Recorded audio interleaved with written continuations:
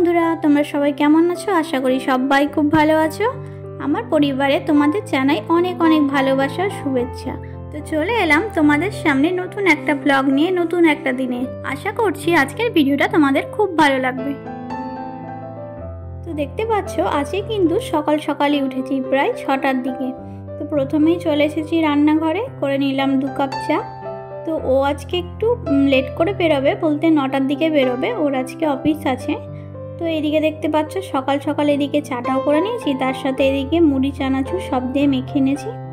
তো তার সাথে ছিল এদিকে ছোলা ভেজানো আর ছোলা সেদ্ধ, বাদাম ভেজানো, সব কিছু দিয়ে মুড়ি মাখিয়ে খেতে সকালটা বেশ ভালোই লাগে।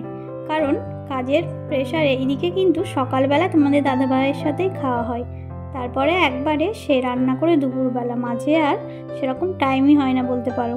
তাই দেখতে পাচ্ছ সকালবেলা এদিকে কিন্তু মুড়িটা মাখিয়ে নিয়েছি, খাওয়া দাওয়া করে এদিকে কিন্তু আমি রান্নাটাও বসিয়ে দিয়েছিলাম। কারণ তোমাদের দাদাভাইয়ের অফিস আছে, আমাকে সকাল 8টার মধ্যেই রান্নাটা কমপ্লিট করতে হয়। তো দেখতে পাচ্ছ ও কিন্তু বেরিয়ে গেল, আমি ওকে গেট অবধি পৌঁছে দিয়ে গেটটা লক করে চলে এলাম ঘরে।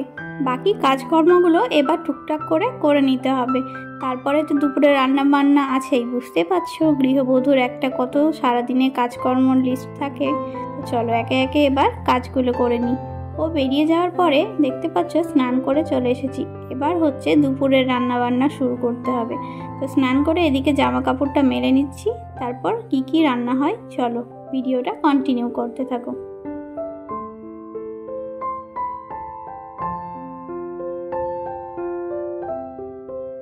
তোমরা যারা ভাড়া বাড়ি বা কোয়ার্টারে থাকো তারা এই জীবনটা উপভোগ করতে পারবে।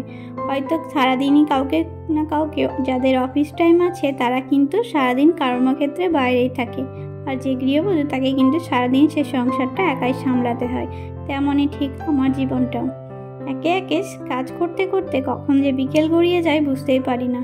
তোমাদের দাদাভাই এই যে সকালবেলা গেল, সেই রাত্রি 8টা কি 9টা, তার আগে কোনো মতেই বাড়ি ফেরে না। শনিবার দিনটা একটু হাফ থাকে, বাকি দিন কিন্তু সেই সকালে গিয়ে রাত্রে ফেরে। এই সারা দিনটাই কিন্তু আমাকে একাই কাটাতে হয়। এই সংসারে কাজ করতে করতে কখন যে সকাল থেকে রাত্রি হয়ে যায় বোঝাই দেয়।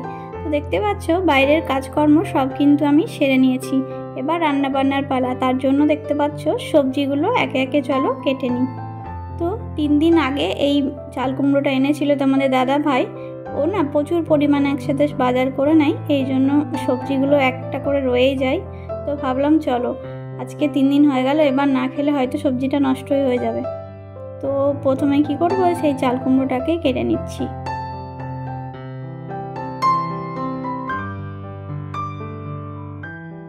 কর্মসূত্রে আমরা দুজন বাইরে এখানে থাকি, তো বুঝতেই পারছো মাত্র 2 জন সদস্যের কতটা এবার রান্না লাগবে। এই যে পুরোটা চাল কুমড়ো যদি আমি রান্না করি তাহলে পুরোটাই নষ্ট হবে। তো কী করবো, অর্ধেকটা ভাবলাম চলো চাল কুমড়োটা আজকে অর্ধেকটা ভাজা করে নিই। তার সাথে অনেকগুলো কিন্তু এছাড়াও সবজি রয়েছে। তো কি রান্না করি তোমরা ভিডিওটা দেখতে থাকো। তোমাদের দাদা ভাই যখন সকালে অফিস যায় তখন কিন্তু একবার খেয়ে যায়, আর টিফিন বলতে রুটি সবজি কিন্তু নিয়ে যায়। এই জন্য সবজি কিন্তু আমাকে প্রত্যেক দিন সকালে একটা না একটা সবজি করতেই হয়, কোনোদিন 2টোও হয়, কিন্তু বেশিরভাগ রুটি সবজিটা করতে হয়। আর দুপুরের জন্য আবার সেই সবজি তরকারি মাছ যাই হোক সেটা একটা হয়। তো আমাকে 3 বেলা অন্তত রান্না করতেই হয়।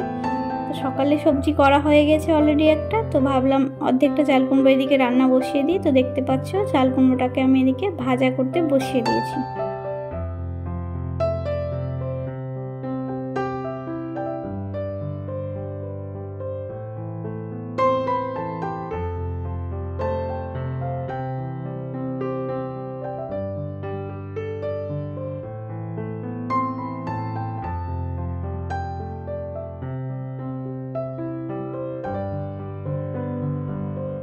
তোমরা দেখতেই পাচ্ছ এদিকে কিন্তু চাল কুমড়ো ভাজাটা আমার হয়ে গেছে, এবার নামিয়ে নেব। আর এইটা কি বলো তো, এটা হচ্ছে বরবটি সেদ্ধ করে মিক্স করে রেখেছি, মানে এটাকে বেটে রেখেছি। তো এদিকে বরবটির ভর্তা দেখলাম রেসিপিতে, তো আমি কোনোদিন সেরকম বরবটি ভর্তাটা ট্রাই করিনি। তো ভাবলাম বরবটি ভাজা তো অনেকবার খাওয়াই হয়, চলো আজকে বরবটি ভর্তাটাই ট্রাই করি, কেমন লাগে খেতে দেখা যাক। তো এদিকে তেমনই বসিয়ে দিয়েছি বরবটি ভর্তা। সত্যি বলতে কি আজকে সব রান্নার মধ্যে এটাই বেস্ট ছিল, ও খেয়ে বলেছিল এটা দারুণ হয়েছে খেতে। তো এদিকে ছিল ঘরে ডিম, তো সেটাই সেদ্ধ করে নিয়েছি। আর ডিমটা আলু দিয়ে খাওয়ার চেয়ে এই ওল দিয়ে রান্না করলে কিন্তু বেশি ভালো লাগে, আমার কি জানি মনে হয়। তো সেটাই দেখতে পাচ্ছ, আজকে করব ওল দিয়ে ডিম। তো এদিকে দেখো রান্নাটা বসিয়ে দিলাম।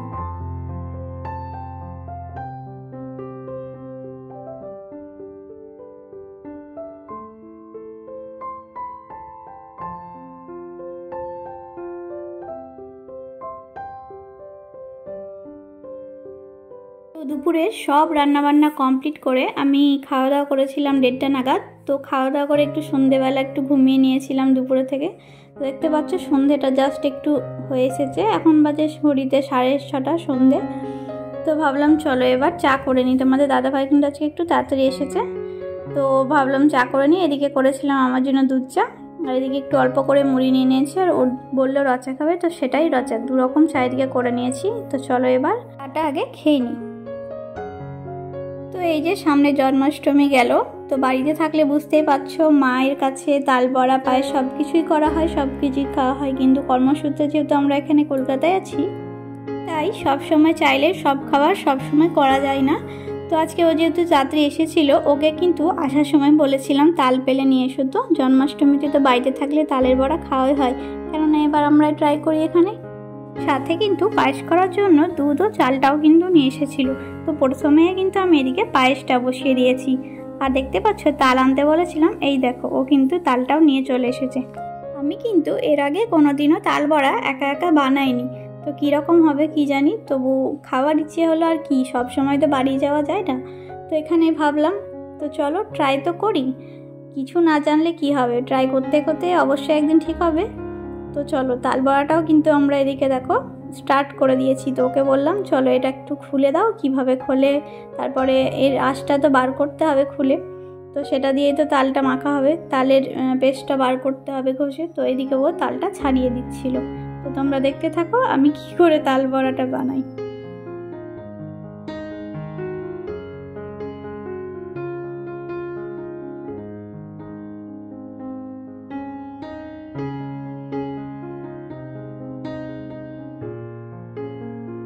এই তালটাতে আটি কিন্তু 3টে ছিল, দেখতে কিন্তু ছোট হলেও আটি কিন্তু 3টে ছিল। আর তালের পার্ল কিন্তু অনেকটাই বেরিয়েছে। দেখো তোমাদের দাদাভাই কিন্তু ছাড়িয়ে দিয়েছে, এবার ওই ঘষে দিল, বললো ঘষে দেবে, পারবে। তো আমিও পারি মোটামুটি, তো ও বললো আমি করে দিচ্ছি, এদিকে তুমি আটাটা রেডি করো।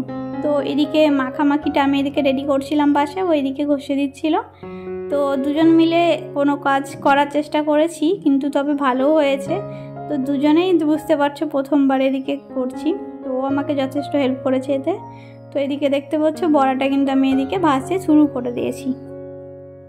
কি বলো তো বন্ধুরা, কোনো কাজ কাউকে দিয়ে করিয়ে নেওয়া বা সে আমাকে করে দেবে এই আশাটা করাচ্ছে, নিজে যতটুকু পারি সেটাই যদি করি সেখানেই আমাদের সার্থকতা।